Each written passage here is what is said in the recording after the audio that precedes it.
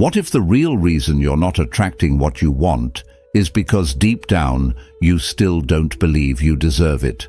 Not love, not peace, not success, nothing.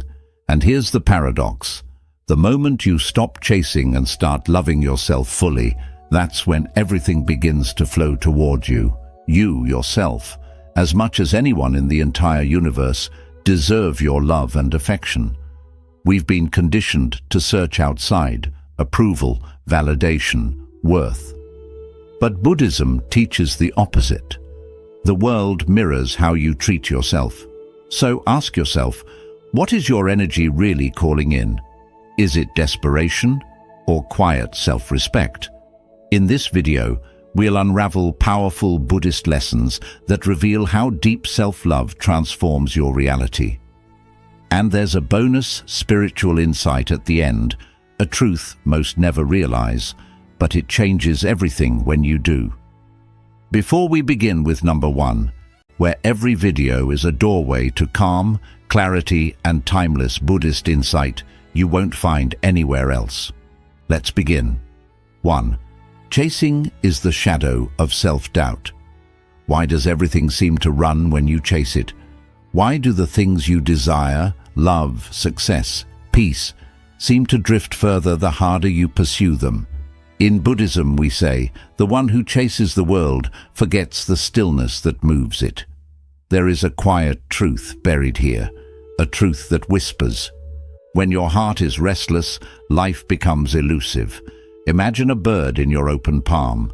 If you grasp for it with panic, it flies away. But if you stay still, calm, centered, it may choose to rest upon you. This is the nature of all things we desire.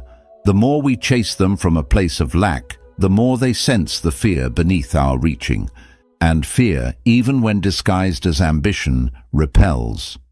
Not because the universe is cruel, but because it mirrors the state of your soul. You've been taught that if you want something, run after it. Work harder, do more, chase faster. But Buddhism teaches another path: stillness. Not passivity, but conscious presence. When you love yourself deeply, the chasing ends. You stop begging life to give you proof of your worth. You become the proof. And in that stillness, things begin to come to you. Not because you forced them, but because you stopped resisting yourself. Close your eyes, breathe slowly. Visualize your desires, not as mountains you must climb, but as petals on still water. Watch them drift toward you as you remain grounded, anchored in self-love. When the waters of your mind are still, even the moon reflects clearly. Perhaps what you are chasing is not what you need. Perhaps it's the part of you that feels unworthy, that needs your attention, not the outcome. So ask yourself gently, what are you chasing that may be trying to escape your desperation? And deeper still, can you sit with the part of you that feels unworthy? Can you simply hold it with compassion? Buddhism teaches that suffering arises not from not having, but from clinging. From believing you must earn what you already deserve.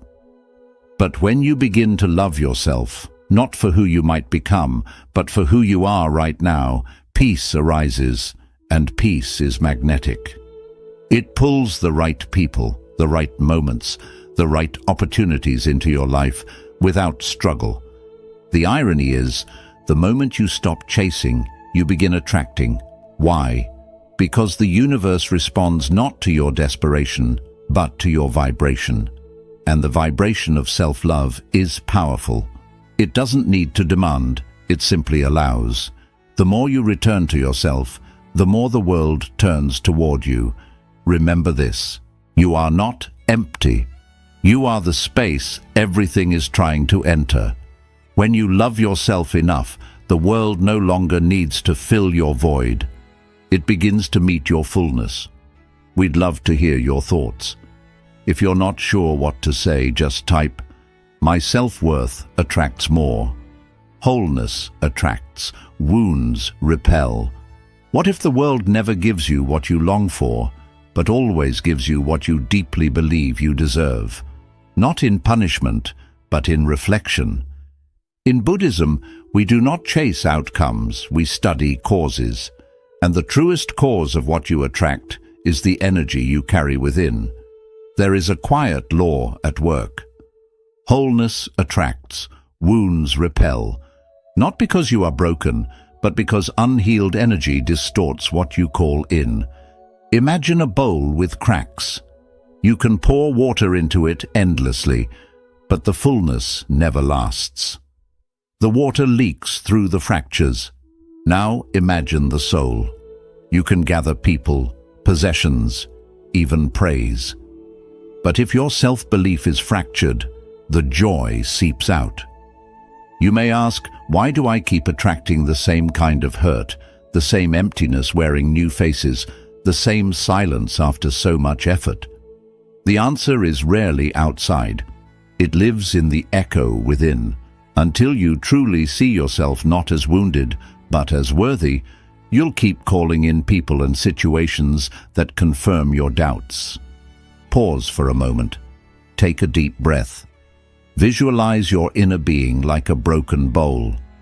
Now imagine golden light pouring into its cracks, sealing them, not with shame, but with sacred beauty. In Japanese art, they call this kintsugi, repairing broken pottery with gold. Not to hide the damage, but to honor it. Your pain is not your failure. It is your path. And when you love your cracks, they begin to glow. So ask yourself, are you trying to manifest from pain or peace? Because the universe listens to your energy, not your words. If you believe you are not enough, it will keep mirroring situations that say, yes, you're right. But if you begin, even softly, to hold yourself as enough, your entire reality begins to shift. Not overnight, but steadily, like sunlight melting morning mist. The Buddha said, you yourself, as much as anybody in the entire universe, deserve your love and affection. This is not sentiment, it is strategy. Love becomes your power, not because it changes others, but because it transforms what you allow, what you expect, what you call in. Let your energy whisper peace. Let your presence say, I no longer beg, I welcome. The world does not respond to longing, it responds to wholeness. And you are allowed to begin healing here, now, just as you are. You are not too broken to attract beauty, you are already beautiful, waiting to believe it. The universe does not test your worth, it reflects it. So the moment you begin to love yourself enough, everything begins to change. Stillness creates magnetic power. Why does silence attract more truth than shouting ever will? In the stillness, something ancient awakens. Like a flame in the dark, the still soul draws all that seeks light, not because it screams to be seen, but because it simply glows. In Buddhism, this is not called passivity, it is called alignment.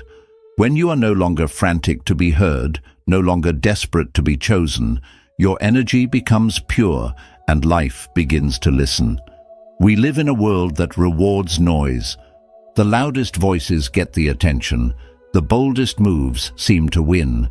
But deep beneath the surface, the universe responds not to noise, but to vibration, to clarity. Stillness is not the absence of effort, it is the presence of inner order. When your being is aligned, when your thoughts stop racing, when your heart ceases to grasp, you become magnetic, not because you try, but because you are finally in harmony with the rhythm of things. Close your eyes now. Feel your breath move in and out like ripples on a still lake.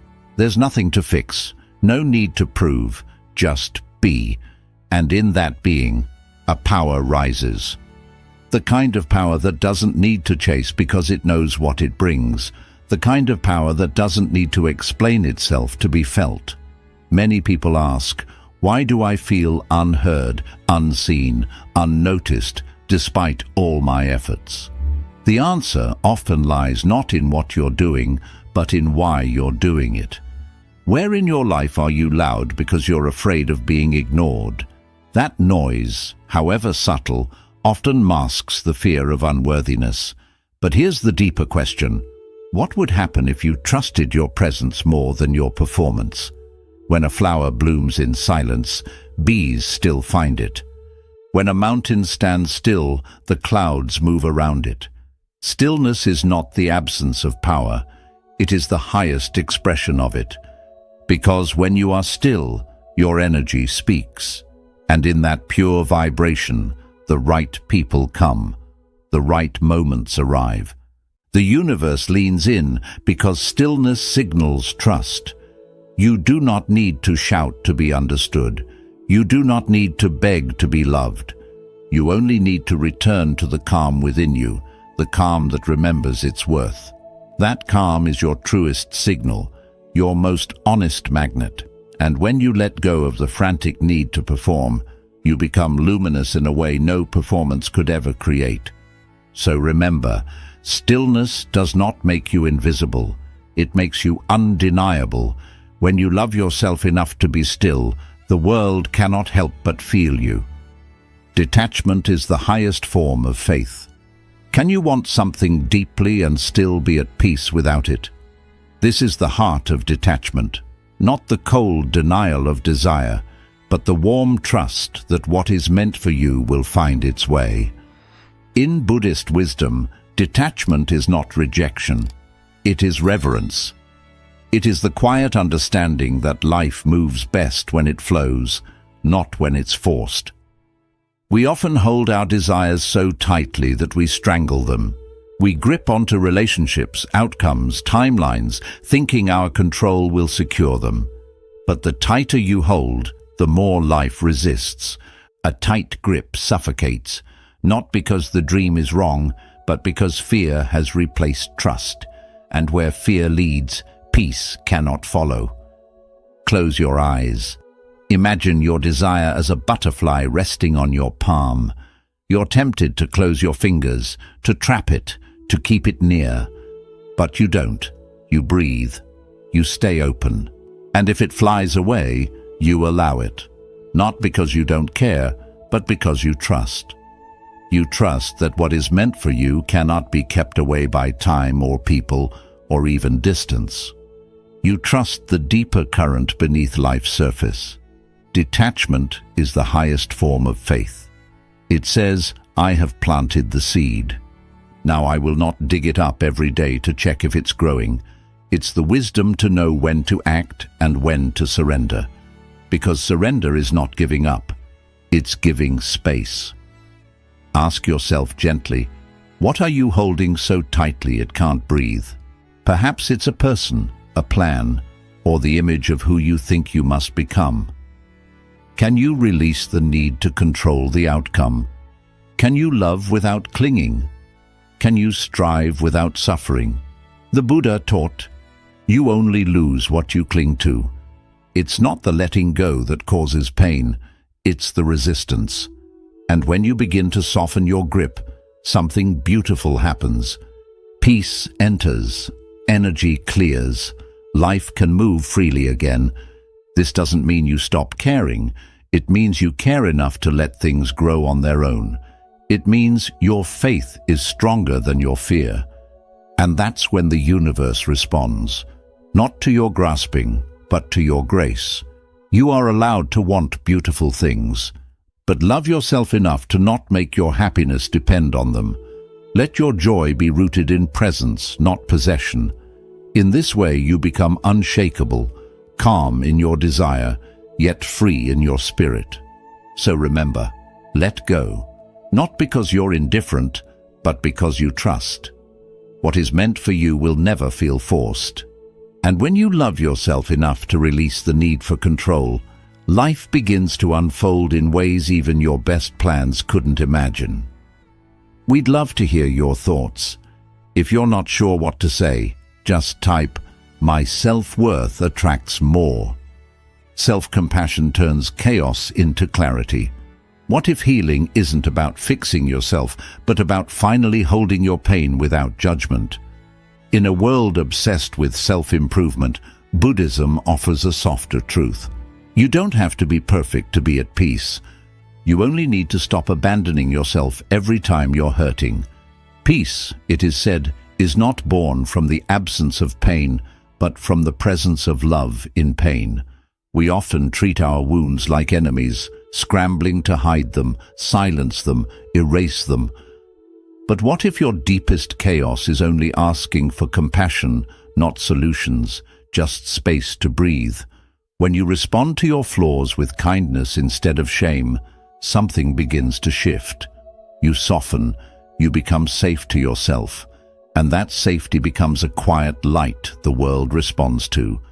Place your hand on your heart for a moment, feel its warmth, repeat inwardly, "Even this deserves my love."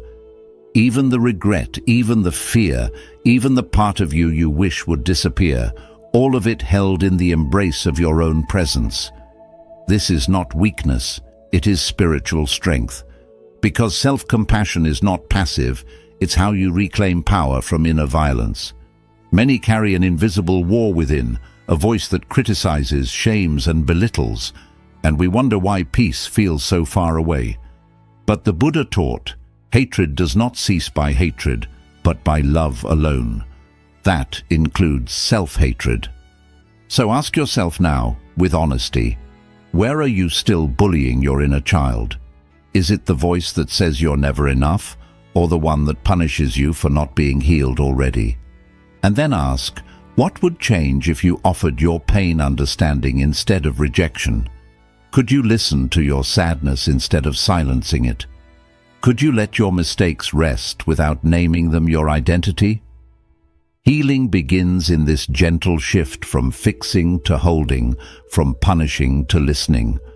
When you treat yourself with the same compassion you offer others, your energy softens, your vibration rises, and that is when life begins to respond differently.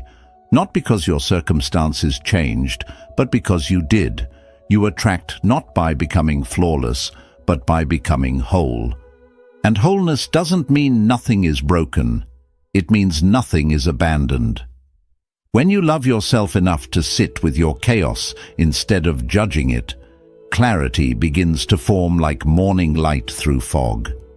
So remember this, you are not too much, you are not too late. You are not broken beyond repair. You are simply waiting to be held in your own arms with your own heart. And when you learn to love even this, the world learns to love you back. The universe reflects your inner dialogue.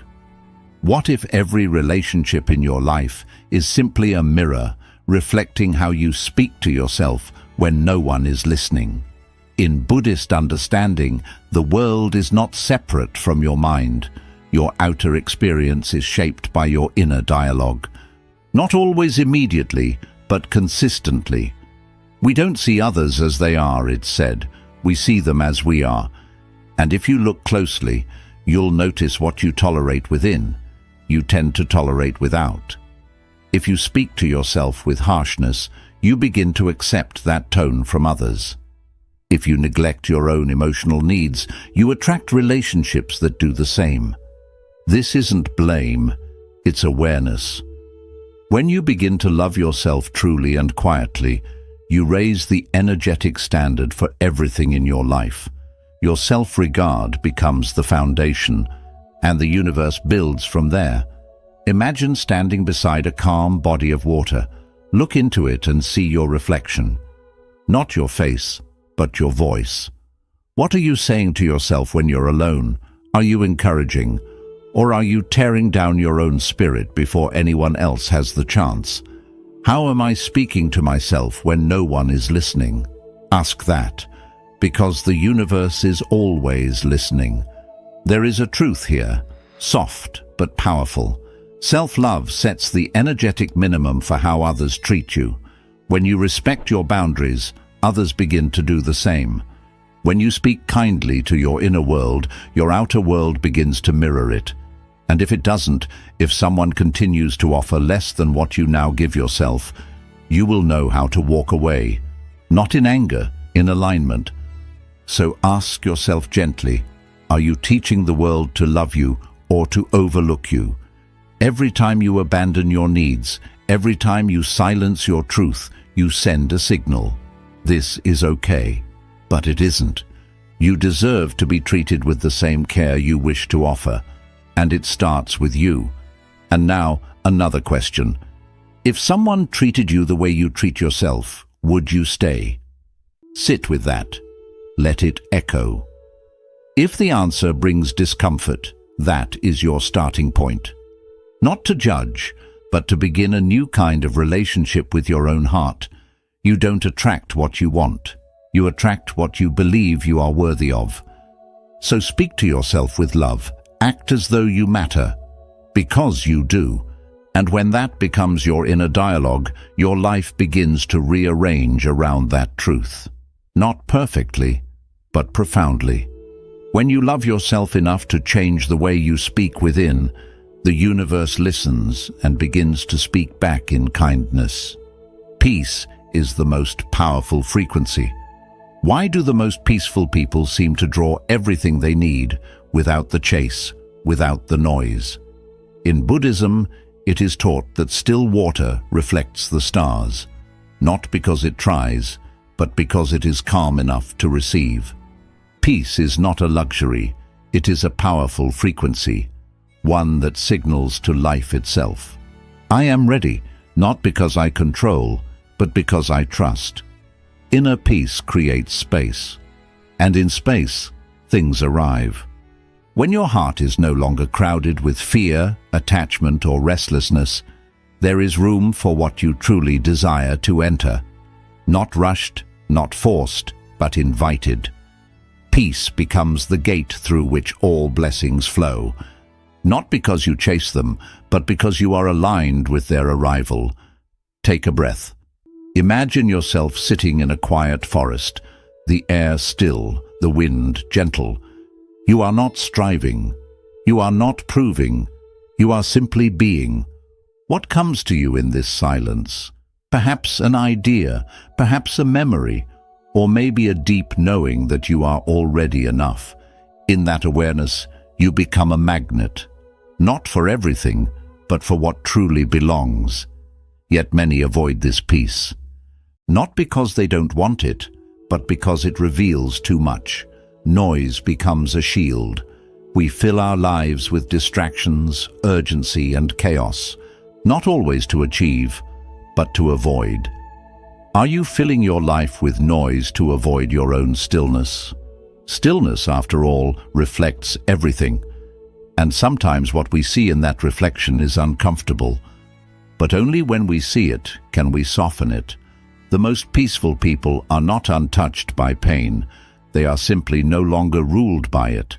Their strength comes from within, from having sat in silence with their fears and having made peace with them. That presence, that calm, it draws others. It draws opportunity. It draws abundance, not because it asks loudly, but because it stands quietly without resistance. So ask yourself with openness, what might life bring if you stopped demanding and started allowing? What if instead of pushing, you became spacious? What if instead of hustling, you rested in trust? Peace is not the absence of effort. It is the absence of struggle. It is the choice to let life come to you while you remain deeply rooted in your own being. You do not need to exhaust yourself to be worthy. You do not need to force what is meant for you. Love yourself enough to create peace within, and the world will begin to reflect it without. When your frequency is calm, your life begins to harmonize, not immediately, but inevitably. So remember, the still soul draws all that seeks light. In your calm, you become radiant. In your peace, you become powerful. Neediness is the enemy of receiving. Could your hunger for love be the very thing blocking its arrival? In Buddhism, we learn that clinging pushes away the very things we think we need, not because desire is wrong, but because desperation distorts our energy. What you cling to, you push away. Not with your hands, but with your fear, your self-abandonment, your belief that you are incomplete without it. The moment you believe you need something to be whole, you've already forgotten that you are, that forgetting creates a wall, and no matter how loudly you ask, the universe hears your lack more than your words. Neediness is not the same as longing. Longing can be soft, patient, open. Neediness is sharp. It says, if I don't have this, I am not enough. And that belief becomes a barrier, not a bridge. Close your eyes. Imagine a thick rope you've been gripping tightly. Perhaps a person, a goal, a version of yourself. Your hands are tired. Your heart is heavy. Now imagine letting go, not out of defeat, but out of trust. Feel the relief in your hands. Feel the space opening in your chest. That's what surrender feels like. Not giving up, but finally letting life breathe. We often confuse need with love, but true love does not beg. It does not plead. It invites, it welcomes, but never clings. So ask yourself, where does need disguise itself as desire in your life? Is it in the way you chase validation, the way you fear being alone, the way you shape yourself to be chosen? Ask deeper. Can you trust that what's meant for you won't require begging, that what truly belongs to you will never ask you to shrink to receive it? When you begin to believe that you are already whole, your energy shifts. You go from searching to radiating, and in that radiance, life begins to respond. Self-love dissolves need. It says, even if nothing arrives, I am still enough. And ironically, it is from that space, the space of sufficiency, that everything begins to flow. Not because you stopped caring, but because you stopped clinging. You made space. You aligned. Need is heavy. It repels. But presence is light. It attracts. When you remember your own completeness, your desires stop screaming. They become gentle whispers. And gentle whispers are heard more clearly by the universe. So breathe. Let go of the rope. Trust your wholeness. When you love yourself enough to no longer beg, you finally begin to receive. And in that quiet, dignified energy, everything you once chased begins to find its way to you, not as a test, but as a reflection. Become what you want to receive. Are you asking for something you're not yet giving to yourself? This is the quiet question that shifts everything. In the teachings of Buddhism, the outer world is never separate. It is a mirror, reflecting the truth of our being. We attract not what we want, but what we are. And so, if we wish to change what comes to us, we must first change what comes from us. If you want loyalty, ask yourself, am I loyal to my own needs, my boundaries, my truth? If you want peace, ask, do I feed my mind peace, or do I let it feast on anxiety and comparison? If you want abundance, ask, do I speak of lack? Do I live in fear of not enough? So often we call for light while clinging to the shadows we refuse to release. We pray for love while abandoning ourselves in silence. Imagine your future self, not someday far off, but the version of you who already lives in peace, love, and joy. Picture them, breathe with them. What do they think? What do they feel? What do they choose each day that you are still resisting? That version is not out of reach. It is already within you, waiting for you to rise to meet it. You say you want clarity, but still surround yourself with noise. You say you want to be seen, but hide your true self behind masks. You say you want deep love, but speak harshly to your own heart. In what ways are you betraying the very thing you say you want? Sit gently with that, not to judge, but to awaken. Because to receive something new, we must become something new. That doesn't mean becoming someone else. It means becoming more honest, more open, more aligned with what we say we desire. Who do you need to become to receive what you're calling in? Not someday, not after the perfect conditions, but now, through small daily acts of self-honoring. The universe listens more to your frequency than your words, and frequency is created by being, not wishing. When your being aligns with your vision, life starts to mirror it, slowly at first, then all at once. Not because it's magic, but because it's natural. What you radiate, you attract, and what you embody, you invite. So love yourself enough to become the love you're looking for. Be the peace you crave. Speak the truth you want to hear. Because when you live the energy of what you seek, you no longer need to chase it. It begins to arrive, drawn not by need, but by recognition. You are not far from the life you want. You are just one decision away from being the version of yourself who welcomes it. We'd love to hear your thoughts. If you're not sure what to say, just type, "My self-worth attracts more. Let the old you die to become free." What identities must fall for the new to arrive? In the stillness of Buddhist reflection, we are reminded to be reborn. The old self must return to silence. Not destroyed, not denied, simply laid to rest. Like a leaf that once held sunlight, its time is honored, and then it drifts. The self who was hurt, who was overlooked, who had to survive by shrinking or pleasing, has done its work. Now, let it rest.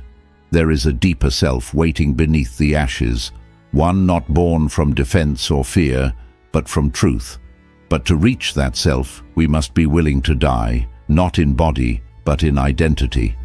The one who constantly apologized, the one who felt unworthy, the one who chased love to feel seen. These are not who you are.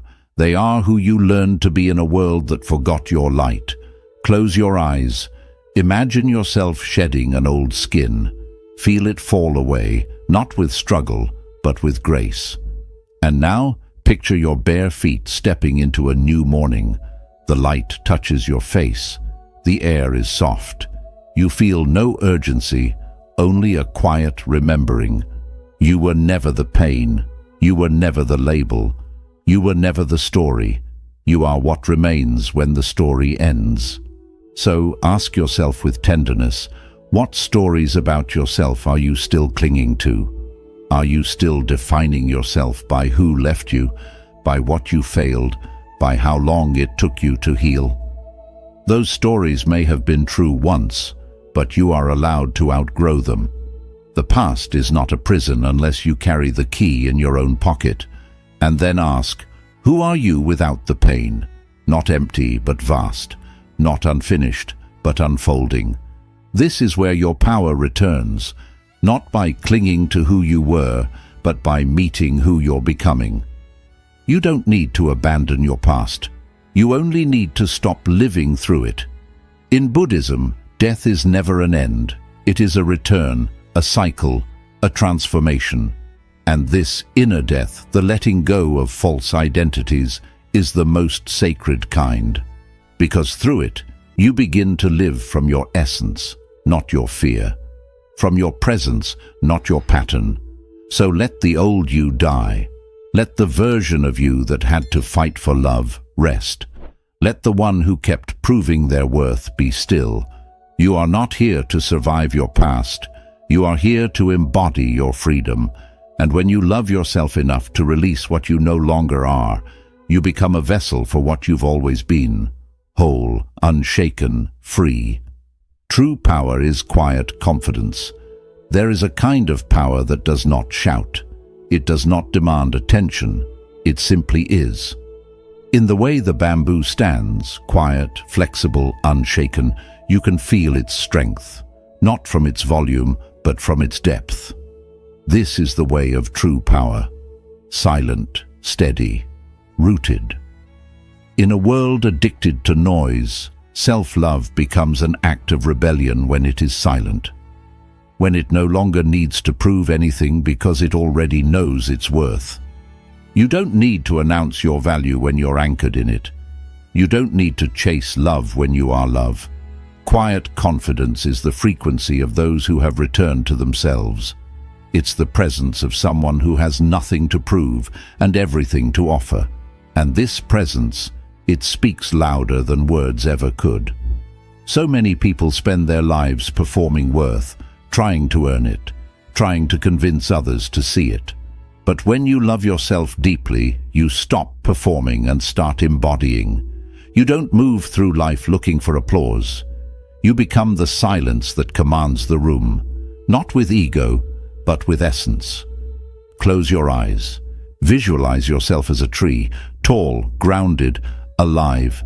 Feel the wind brush against you. It bends you, but it does not break you. That is what inner strength feels like. Not rigidity, but rootedness. Not dominance, but dignity. Your presence becomes your proof. Your stillness becomes your magnetism. So I ask you now, where in your life are you still performing your worth? In your relationships, in your work, on social media?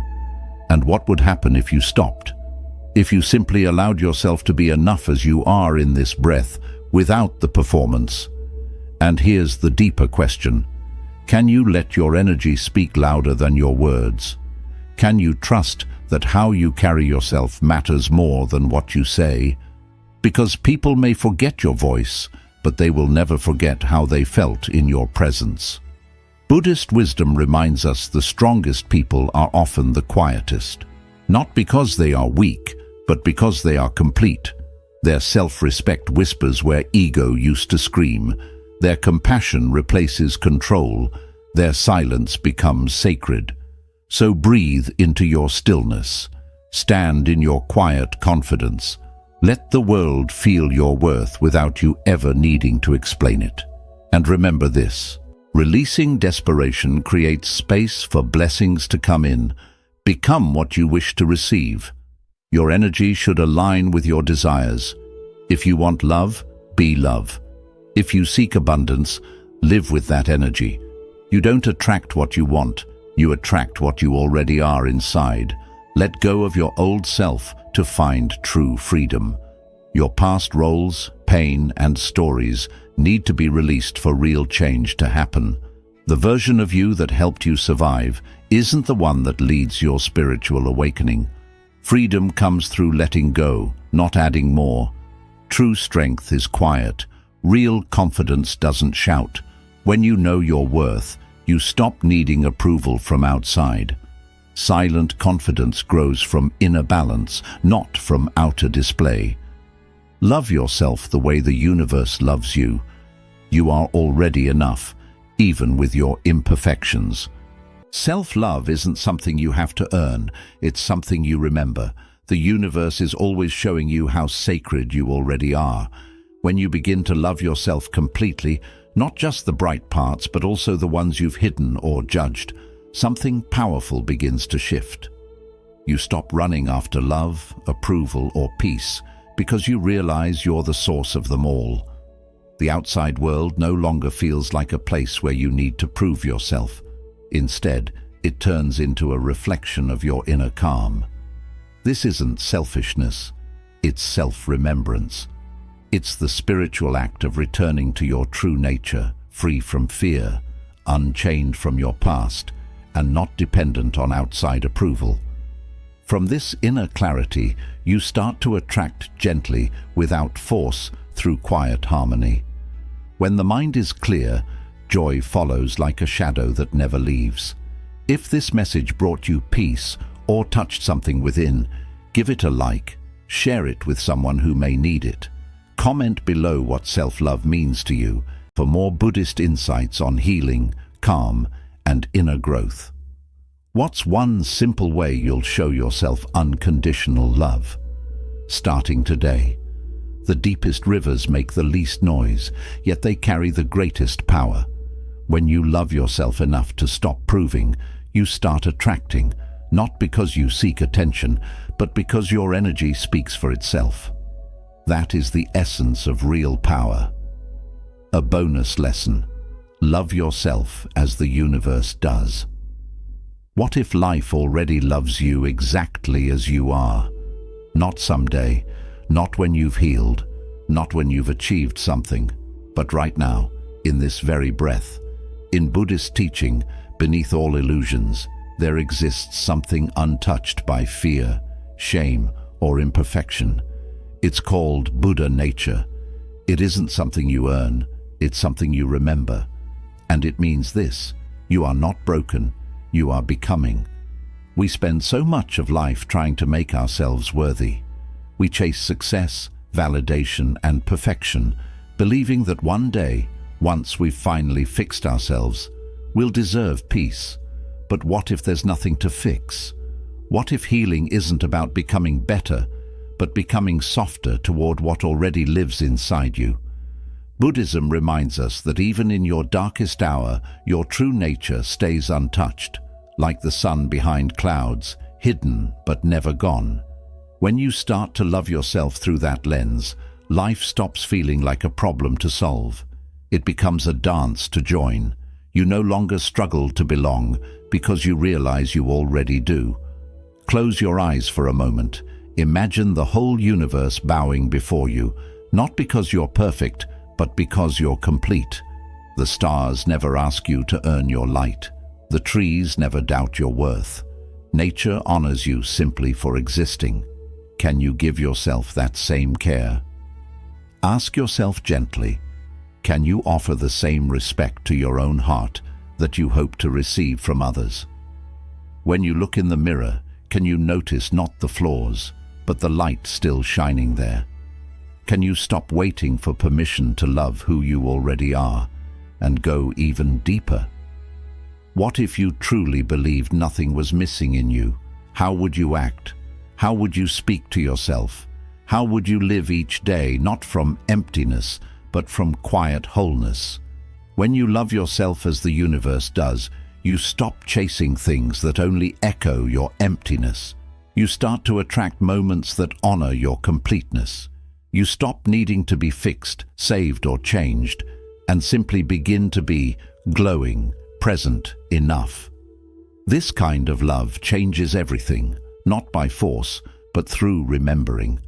Love yourself enough to bow to your own soul. Love yourself enough to stop apologizing for who you are. Because when you live aligned with your true self, the universe doesn't resist. It welcomes you, it reflects you, it moves with you. And suddenly, all you were waiting for begins to appear, not as a reward, but as recognition. Quick recap of the lessons. Chasing comes from self-doubt. The more you chase love, success, or approval, the more you tell life you feel unworthy.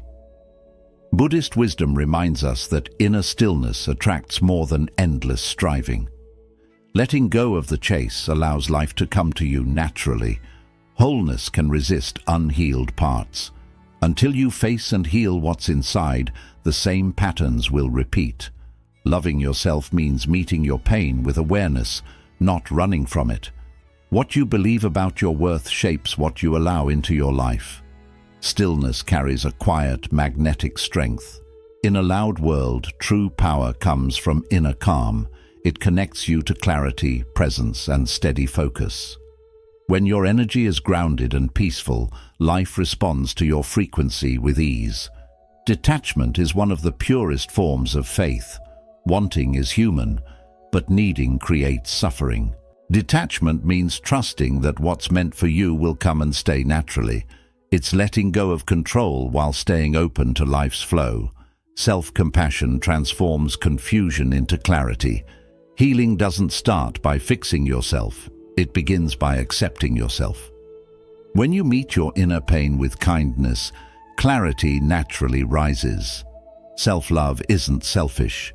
It's about being emotionally honest and treating yourself with care.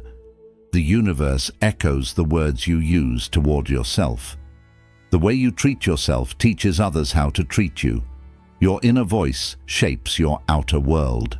Real change begins when you speak to yourself with the same love you wish to receive. Peace is the highest vibration. Peace isn't weakness, it's real power. When you stop forcing, rushing, or trying to prove yourself, your energy becomes magnetic. Inner peace helps you attract effortlessly. Neediness blocks receiving. When you believe you need something to feel complete, you unknowingly push it away. True receiving begins when you already feel whole inside.